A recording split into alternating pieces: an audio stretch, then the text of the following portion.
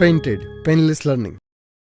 હાલો શું કીધું ભાઈ ચોથો દાખલો એક યાદચ્છિક ચલ x નું સંભાવના વિતરણ નીચે મુજબ હોય તો અચલ k ની સ્વીકાર્ય કિંમત નક્કી કરો.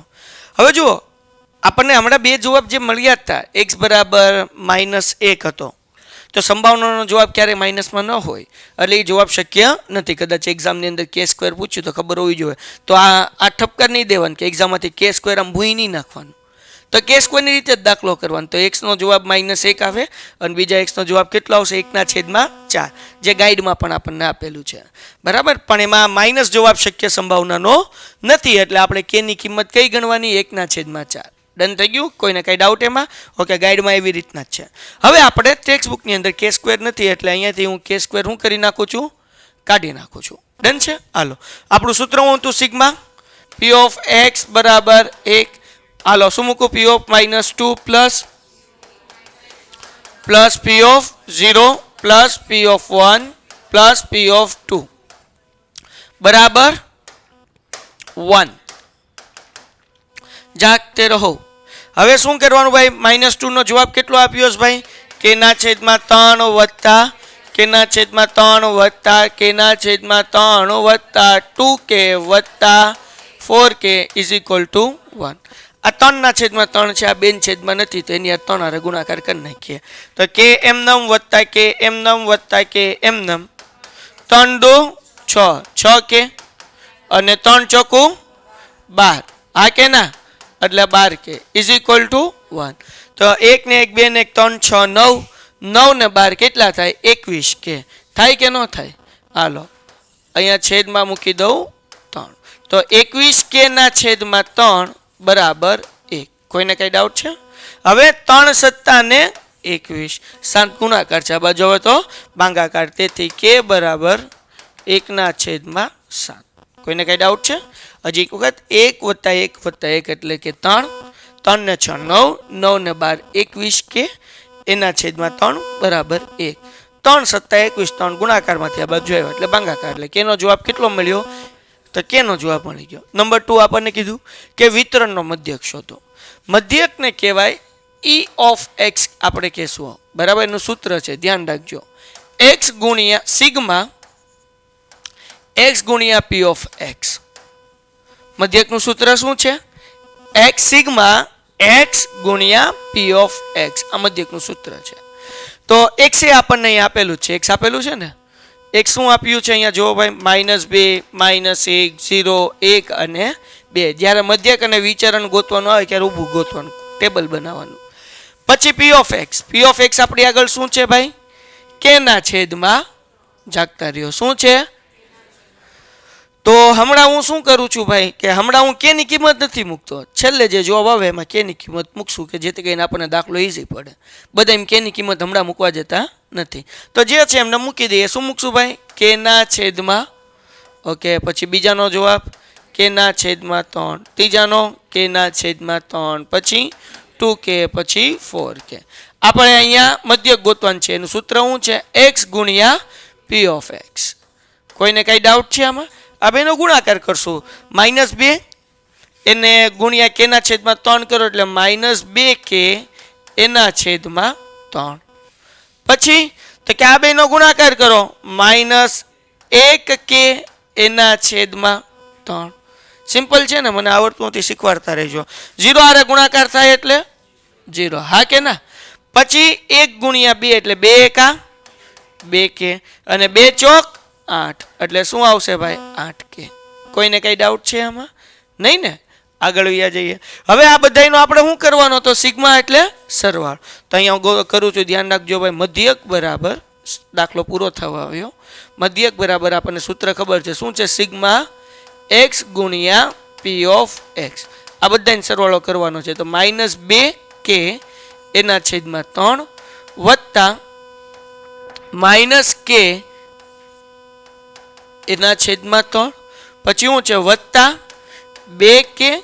0 તો મૂકવાનું જેવું નથી કારણ કે સરવાળો 0 કરશું તો 0 જવાનો છે એટલે મેં 0 નથી મૂક્યો. વત્તા 8k. જાગો જ બધાય? હવે આપણે આનો લસા લઈ લઈએ બરાબર ને? બધાના છેદ કેવા કરી નાખીએ? સરખા કરી નાખીએ. તો આના છેદમાં 3 છે, આના છેદમાં 3 છે, આ બેન છેદમાં નથી તો આપણે શું કરશું? ગુણાકાર કરશું. હાલો જાગતા રહેજો ભાઈ. તો હવે અહીંયા કરી નાખીએ ભાઈ -2k એમનેમ વત્તે ઓછે ઓછા કે એમનેમ હા કે ના હવે વત્તા 3 દુ 6k અને 8 તેરી 24k એના છેદમાં 3. હવે કેલ્ક્યુલેટર તો આપણને આપ્યું આ -2k ઓછા 1k એટલે ઓછા 3k થયા. હવે 24 ને 6 30 30 માંથી 3 કાઢો એટલે કેટલા વધ્યા 27 27k એના છેદમાં 3. 9 તેરી 27 તો જવાબ કેટલો મળ્યો ભાઈ 9k. તો k ની કિંમત આપણી પાસે છે ને k ની કિંમત કેટલી છે 1/7. તો હવે k ની કિંમત મૂકી દઈએ 1/7 તો 9 એકા 9 ને એના છેદમાં 7. દાખલો થઈ ગયો પૂરો. હવે એના પછીનો દાખલો જુઓ કેટલો સરસ મજાનો દાખલો છે બરાબર ને. હવે થોડોક મગજ વાપરવાનો આ દાખલામાં. હવે શું કીધું છે ભાઈ એક યાદચ્છિક ચલ x નું સંભાવના વિતરણ p of x છે. ઓકે x a x1 બરાબર 2 સોરી -2 x2 બરાબર -1 x3 બરાબર 1 x4 બરાબર 2 ની કિંમત ધારણ કરી છે. સમજો એટલે આપણે ટેબલ બનાવવાનું છે. હું બનાવી નાખું. અહીંયા જે છે ને x1 એટલે કે પહેલા લેવાનું છે -2 પછી લેવાનું છે -1 પછી લેવાનું છે 1 અને પછી લેવાના છે 2. આ x મળી ગયું. આપણે દાખલાની અંદરથી p of x ગોતવાનું છે અને આમાં ધ્યાન રાખવાનું કે મોત્યા મરી જાય બરાબર ને. શું કીધું ભાઈ હવે ધારણ કરી શકે છે તથા જો 4 p of x1 બરાબર 3 p of x3 બરાબર સોરી 2 p of x2 બરાબર 3 p of x3 બરાબર 4 p of x4 હોય તો સંભાવના વિતરણનો મધ્યક અને વિચરણ મેળવો. તેના માટે પેલા p of x તો ગોતવો પડશે ને. ગોતી લઈએ. ઘટે તો જિંદગી ઘટે બરાબર ને. 4 p of x1 બરાબર 2 p of x2 અને 3 p of x3 બરાબર 4 p of x4. શું કરવાનું ભાઈ તો કે આ બધાને હું 4 p of x4 સાથે કમ્પેર કરીશ એની સાથે એને જે છે એ મેળવીશ. ધ્યાન રાખજો મજા આવશે. થોડુંક પાતળું હાલો તો 4 એમનેમ p of x1 is equal to બધાને હું કોની સાથે કમ્પેર કરીશ p of x4 સાથે એટલે અહીંયા લખી નાખું 4 p of x4. આ 4 ગુણાકાર છે આ બાજુ આવે તો એટલે p of x1 is equal to 4 p of x4 એના છેદમાં 4 4 4 ઉડી ગયા બરાબર. તો p of x1 જે છે એનો જવાબ આપણને કેટલો મળ્યો ભાઈ p of x1 is equal to p of x4. Hello done છે. p of x1 ની કિંમત કેટલી મળી ભાઈ હા હજી તમારા મોઢામાં થોડુંક કન્ફ્યુઝન છે ને એને દૂર કરવા માટે હું એક વસ્તુ કરું. હવે ધ્યાન રાખજો આ તમારા માટે આ x1 આ x2 આ x3 અને આ x4 ડન. ઓકે x1 છે આ x2 છે આ x3 છે આ x4 છે. x ની કિંમત આ હું લેવા મૂકીશ કારણ કે આપણને દાખલામાં કીધું -1 -2 1 અને 2. ઓકે આપણે p of x ની કિંમત ગોતવાની છે હમણાં ગોતી લઈશું. આમાં કોઈને કઈ ડાઉટ છે? ઓકે હજી તો એક ભાઈ મળ્યા હજી 2 ભાઈ મળવાના બાકી છે. હાલો હજી તો શરૂઆત છે. તો હવે 2 p of x2 ને કોની યારે કમ્પેર કરવાના 4 p of x સાથે એટલે આપણે લખું છું ભાઈ 2 p of x2 is equal to 4 p of x4. બે ગુણાકાર છે આ બાજુ આવે તો ભાગાકાર એટલે p of x2 is equal to 4 p of x4 બે ગુણાકારમાંથી ભાગાકારમાં આવી ગયા 2 દુ તો p of x2 ની જગ્યાએ હું મૂકી શકું 2 p of x4. શું મૂકી શકું 2 p of x4. ઓકે હવે છેલ્લા ભાઈ ગોતવાના. શું કિંમત છે એની 3 p of x3 is equal to આપણે શું લખશું ભાઈ 4 p of x4. આ 3 ગુણાકાર છે આ બાજુ હવે તો p of x3 જે છે એની આપણને કિંમત મળશે આના છેદમાં 3 ગુણાકારમાંથી ક્યાં આવી ગયા ભાગાકાર. અહીંયા છેદ ઉડતા હતા અહીંયા છેદ ઉડતા હતા અહીંયા ઉડતા નથી. તમને સૂત્ર ખબર જ છે. શું સૂત્ર છે ભાઈ તો કે સાહેબ ઈ તો યાદ કરવું પડશે. કઈ સૂત્ર યાદ આવે સિગ્મા p of x બરાબર છે કે નહીં સૂત્ર શું છે? Sigma P of x is equal to 1. હવે આપણી આગળ કેટલા પી છે? તો કે x1, x2, x3, x4. તો આપણે કરીએ પી of x1 plus P of x2 મજા આવશે, plus P of x3 plus P of x4 is equal to 1. Okay, આ લાઈનને મારે ઘડી જવા દેવી પડશે કારણ કે લાંબી ગાડી થવાની છે. હાલો આગળ વયા જઈએ. હવે શું કરીએ ભાઈ? તો પી ઓફ x1 ની જગ્યાએ આપણને એનો જવાબ શું મળ્યો ભાઈ? પી ઓફ x4 મૂકી દઉં. x2 નો જવાબ આપણને શું મળ્યો? 2p of x4 plus p of 3 નો જવાબ કેટલો મળ્યો ભાઈ? 4p ઓફ x4 ના છેદમાં 3 અને p ઓફ x4 એમનો બરાબર 1. કોઈને કઈ ડાઉટ આમાં? ઓકે, હવે જો ભાઈ બધાની છેદમાં 3 કરવા છે, એકના જ છેદમાં 3 છે, તો છેદમાંથી 3 કાઢવા હોય તો મને શું કરવું પડે? આ 3 નો ગુણાકાર 2 હારે, 3 નો ગુણાકાર આમના સાથે, 3 નો ગુણાકાર આની સાથે અને 3 નો ગુણાકાર 1 સાથે.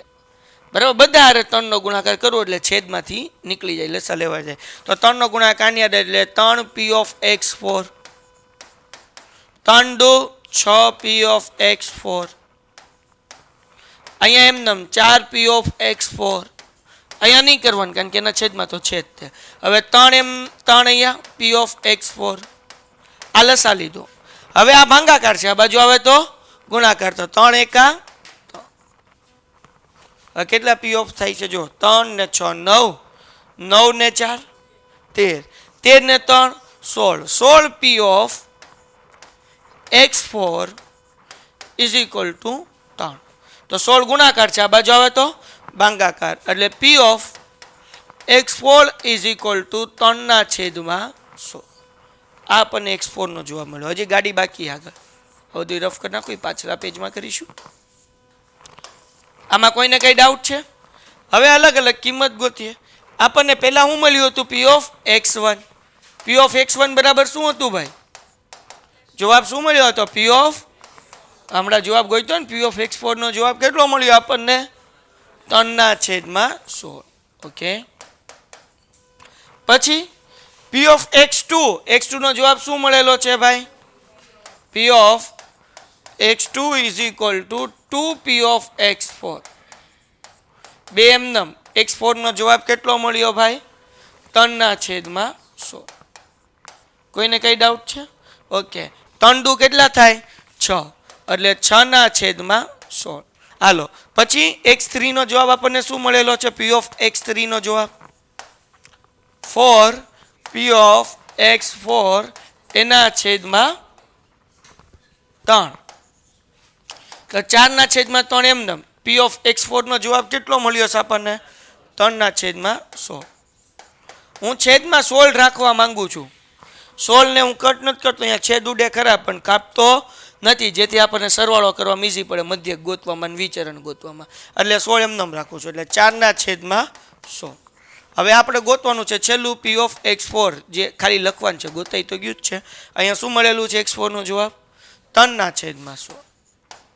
તો કોઈને કઈ ડાઉટ? તો x1 નો આન્સર કેટલો મળ્યો આપણને? 3 ના છેદમાં 16. x2 નો 6 ના છેદમાં 16.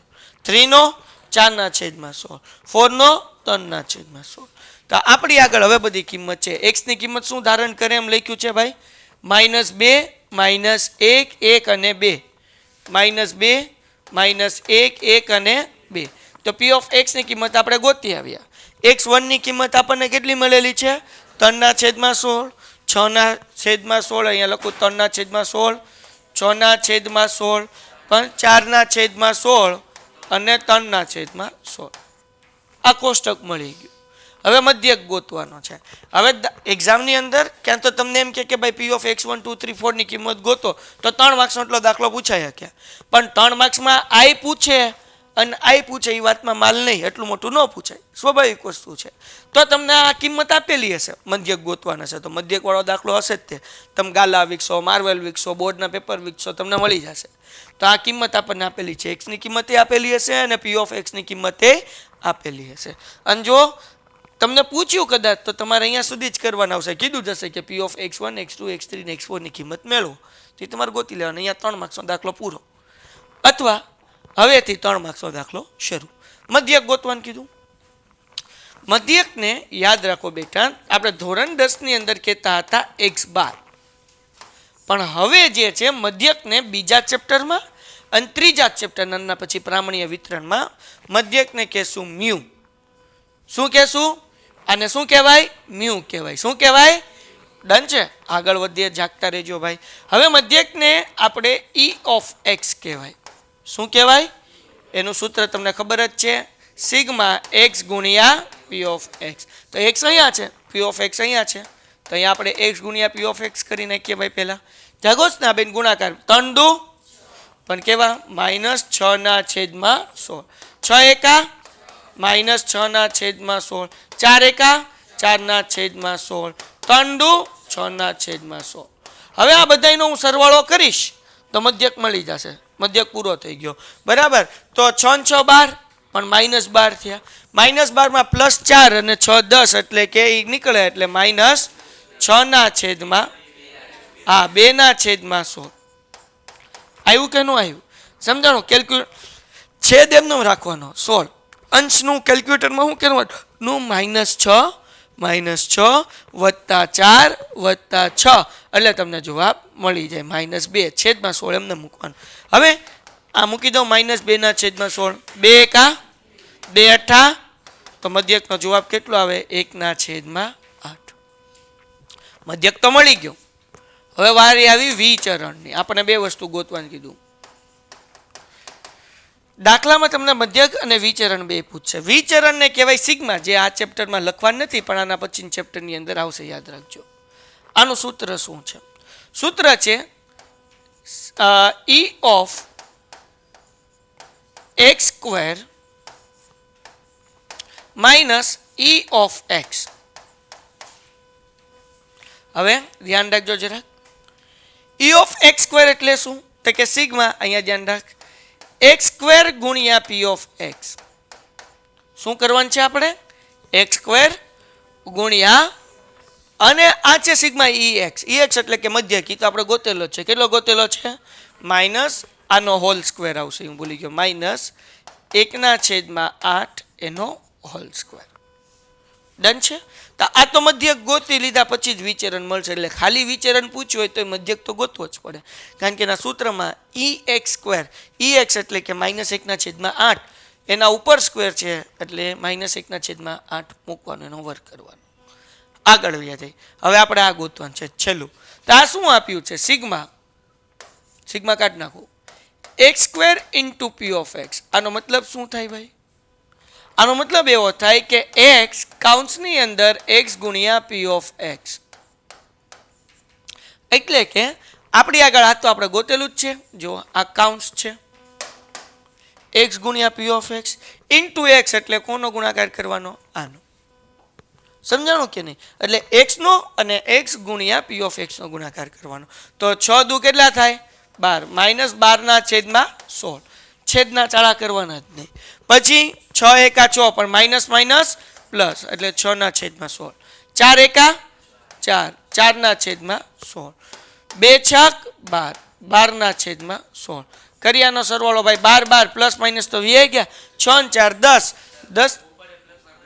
હા, માઇનસ માઇનસ શું થઈ જશે? પ્લસ થઈ જશે, સોરી. તો હવે 12 ને 6 18, 18 ને 4 22, 22 ને 12 કેટલા થાય? 34. તો જવાબ કેટલો આવ્યો? 34/16. તો અહીંયા હું લખી નાખું 34/16. હવે માઇનસ આનો વર્ગ કરવાનો, 1 નો વર્ગ 1 અને 8 નો વર્ગ 64. તો હવે મારે છેદ સરખા કરવા પડશે, હા કે ના? 8 નો વર્ગ 64 થાય કે ન થાય? હા, તો હવે અહીંયા જે છે એ ક્યારે 64 આવશે? તો કે હવે મારે લસા લેવો પડશે. 4 હારે છેદમાં ગુણાકાર કરવાનો, 4 હારે અંશમાં ગુણાકાર કરવાનો. તો 34 ચોક કેટલા થઈ? જો 34 દુ 68, 128. ચોકે ચોકે 16 નો થાય 128 136 -1 એના છેદમાં 64 તો 136 માંથી 1 જાય એટલે 135 ના છેદમાં 64 દાખલો થઈ ગયો પૂરો. આ મધ્યક અને આ વિચરણનો દાખલો આપણને 3 માર્ક્સનો એક્ઝામની અંદર પૂછાય. Painted Painless Learning.